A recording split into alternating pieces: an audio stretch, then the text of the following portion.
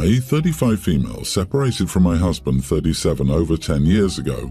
Unfortunately, he's left me with a lot of debt to pay and in a position where I was nearly homeless.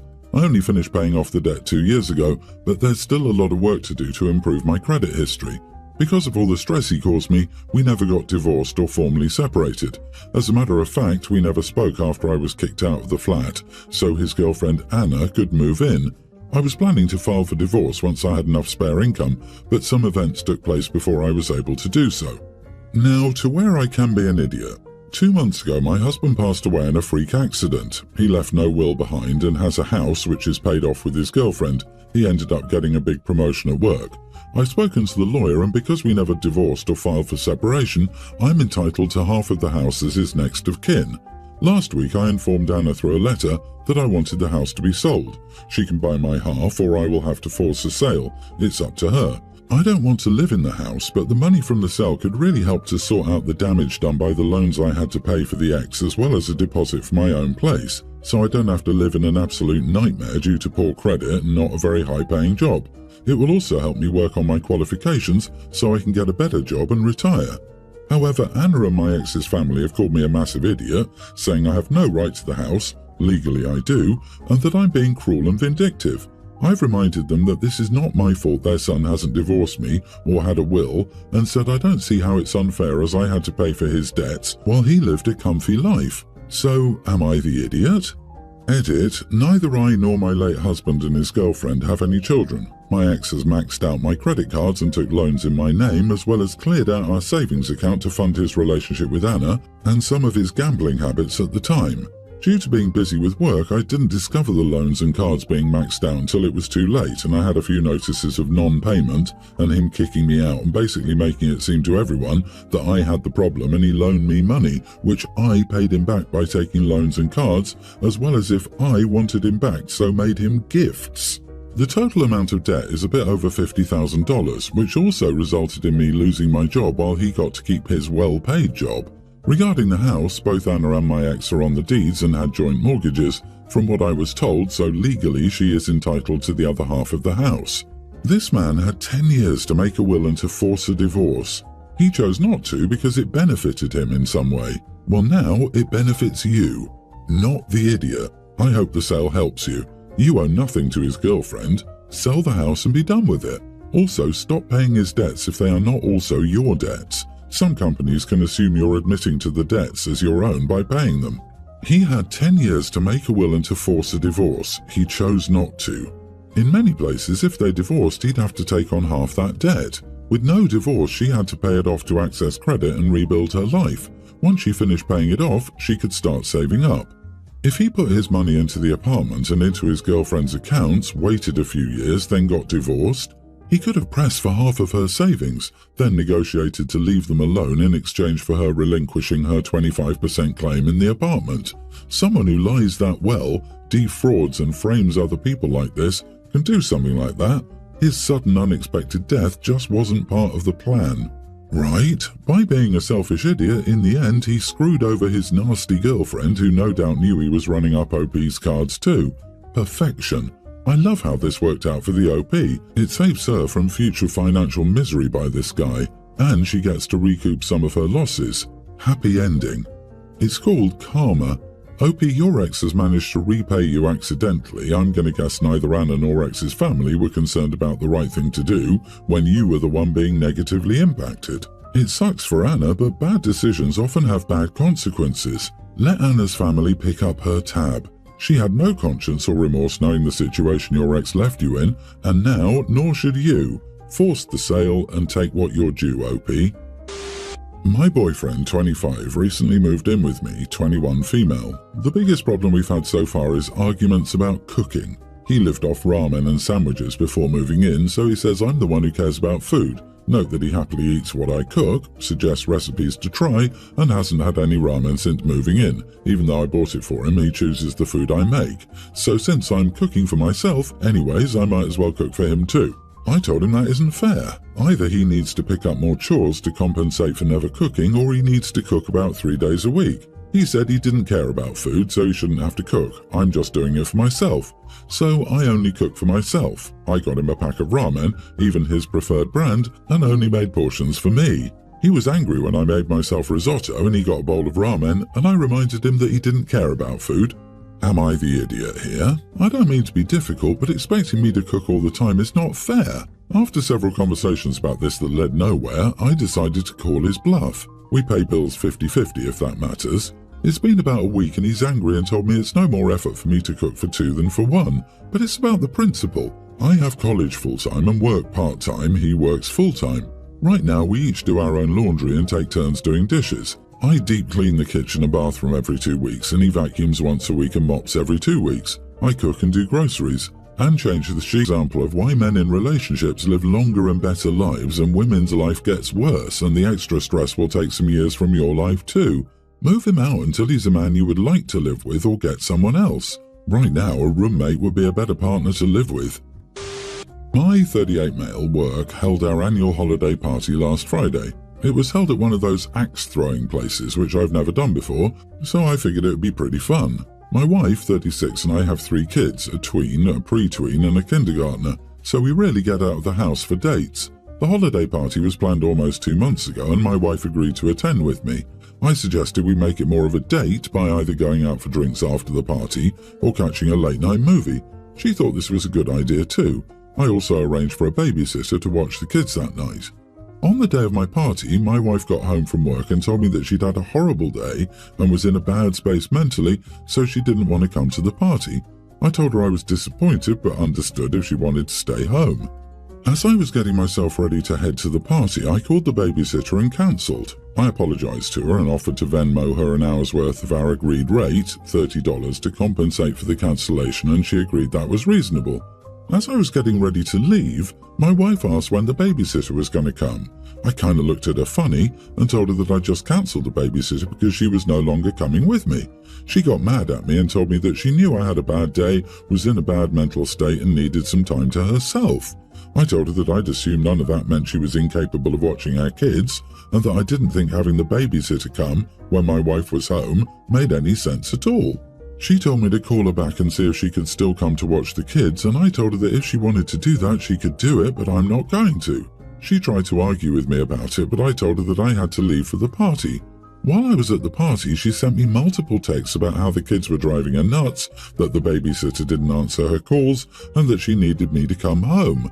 She kept blowing up my phone, and eventually I left the party over an hour early to go home. When I got there, she kept arguing with me about how I was an idiot for cancelling the babysitter when I knew she had a rough day. I told her I wasn't going to pay a babysitter just so that my wife could rest after a bad day. I told her she could have just thrown a movie on for the kids and relaxed. I told her that she was the one who ruined our potential night out and that having a bad day at work is not a good enough reason to pay a babysitter $200. She still thinks I was an idiot for cancelling the babysitter without talking to her first, and she's still mad at me for it. But I don't think that was an unreasonable assumption to make, considering that there have been plenty of times when I've had a bad day, and I'm still 100% capable of watching the kids by myself while my wife leaves the house. You are the idiot. First off, if you're going to cancel on your sitter within 12 hours, you should be paying her for the time she set aside for you. She can't find another gig at that time and probably depends on the money. Paying her for 1 hour is just insulting. Second, it's weird that you just immediately cancelled the sitter. You didn't even give your wife time to settle in and decide if she wanted to go for a walk or treat herself to some takeout by herself. Or maybe she got sick. Have you even asked? People always use sitters when they aren't actually going to an event. You could have checked in with her and given her the option. I agree, part of being in a true partnership is not going tit for tat, allowing your partner to be off the hook once in a while, working through minor disappointments, showing up for your person, and communicating. It seems you missed the boat on all of those things. It sounds like you cancelled the babysitter to punish your wife for not going with you. For all the parents and/or folks who aren't independently wealthy, responding OP's the idiot, please ask yourself this. When was the last time, after having a rough day at work, you decided that was a good reason to spend $200 on a babysitter so that you could stay home with your kids and the sitter? What? Never. Then shut up. Of course, OP, the person who made all the arrangements for their long-planned and much-anticipated date, cancelled the sitter because he hired her because no parent was going to be home with the kids. Why on earth would he throw away $200? That cash can be put towards a sitter when they're both able to go out. OP's not the idiot.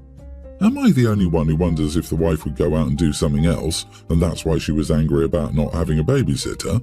OP, it sounds like you ruined her night out alone and she got upset by that. I'm not so subtly implying that she'd planned to go out and celebrate with someone else. My daughter is a tween and petrified of dogs, sobbing, screaming, shaking. She will literally wet herself by them just being within sight. She has PTSD, dog-related, and is in therapy for it. My brother's girlfriend has a service dog for mental health reasons. We were informed of the dog and tried one interaction. We had the exact same situation. Crying, wet herself, clinging to her dad, and screaming if he tried to put her down. My mom told us they were planning for her to spend Christmas with the family. I said that would be fine as long as the dog stayed home. I did comment that he's only for mental health and she'll have my brother so she won't need the dog desperately. My parents agreed and explained the conditions to my brother and his girlfriend, who broke down in tears. They think I'm alienating her. I disagree and think I'm protecting my daughter's peace. My brother's girlfriend argues that her dog is fine and maybe his being friendly before upset her so she won't let him greet anyone. I know from experience that doesn't work with my daughter. I told my parents if the dog was there, we would not be. They have as such declared the dog an unwelcome guest. My brother is angry because this is his first Christmas with his girlfriend and we celebrate it every year with my parents. They should get this year. I don't think a girlfriend is more important than their grandchild, and my parents agree. Though my brother's words have been getting to me, I feel awful. So, am I the idiot for not allowing them? Not the idiot. The simple fact is you gave your parents and brother options. Your parents chose their grandchild over a dog for Christmas dinner. Your brother could have lunch or breakfast with your parents, but he's trying to push for the dinner for whatever reason. Christmas dinner is a family affair, not a parent, son, girlfriend, dog affair. He could have his girlfriend and a dog over earlier in the day and still come to dinner without his girlfriend and dog later. A dog does not come before a child, especially when the child is afraid of dogs, and the dog belongs to a person who may not be in all your lives in 3 months, 6 months, or a year. Good on your parents for choosing your child over a dog. Also, I can't imagine being okay with that if I were the brother. I'd think, oh wow, I don't want to do that to my niece. How can a brother and girlfriend think, oh, but this little girl should be okay for our sake? How can they not work around this? And like it's for a girlfriend, not even a fiancé or wife. Yeah, no, that's not important at all, I promise you. Not over the safety and well-being of a child. A child who, if you all cannot read, is literally in therapy to work on the issue. So maybe next year will be different. This year, the girlfriend and her dog can stay home and try again next year after some therapy if it all works out. I, nearly adult female, have a sister Rebecca, 29, who has 3 kids. Laurie, pre-tween female, Cammy, pre-tween female, and Trey, pre-tween male. I babysit them and they're really good kids. I like to bring over toys when I babysit. All their favourites are dolls. We also like watching shows and movies from doll brands. Rebecca is a vlogger with the whole beige aesthetic. It isn't my style, but it's not my business either. Now that I have a job and get paid for babysitting, plus a store discount for what I buy there, it's the first year I can buy people gifts on my own for Christmas. Most of it I got months ago. I got each of Rebecca's kids 2 dolls and something extra. There isn't anything wrong with them. All of those are child-friendly. When Rebecca heard I got them gifts, she wanted to see them. I showed her, and she said that I should have known them. She used the word us better than that, and not gotten those things. She told me to return them. I can't return most of them due to how and when I got them, and get something else that, before buying, I approved with her. I got mad and asked what was wrong with what I got, and she called them disgusting and said that they don't fit in with anything. I told her that she might not be into those things, but they aren't for her, so her preferences aren't a factor, and her kids deserve happiness. She got mad and said that they were happy and stormed out. Our mom was siding with Rebecca and told me that if I really didn't want to buy something else, I could just sign on with her gifts. I really don't want to. I got them the gifts they deserve, and I don't understand why I shouldn't just give them to them. But I could be wrong. No one is agreeing with me. Not the idiot. She's going to have a hard time because her kids will want to play with those gifts more than their other toys, which will bug her to no end. The point of having a child is to make them happy, not to have them as accessories in the background of your Insta life. It sounds like much of the family is a bunch of Grinches. Do the kids literally get stockings filled with coal? The kids don't get coal, it's not beige enough. Wood, they get shavings of wood. Yeah, Timmy, it's the wood shavings from the toys the elves made for all the other children. Just wait till they hit their teens and refuse to dress in beige, neutral, aesthetically pleasing to her and her followers. So these sad beige mom kids aren't allowed, especially at their ages, to choose the style and toys they like, not even just hidden away in their own bedrooms. I get how having your personal style can affect what you buy for your kids, especially when they're tiny. You want your baby to look cute, not like a clown. But when they grow, they get their own sense of what they like, what they want to wear and play with, etc., and that should be respected. Going as far as to put a color code for presents is just insanity. That's why kids have their room, where they can keep all the mismatched things.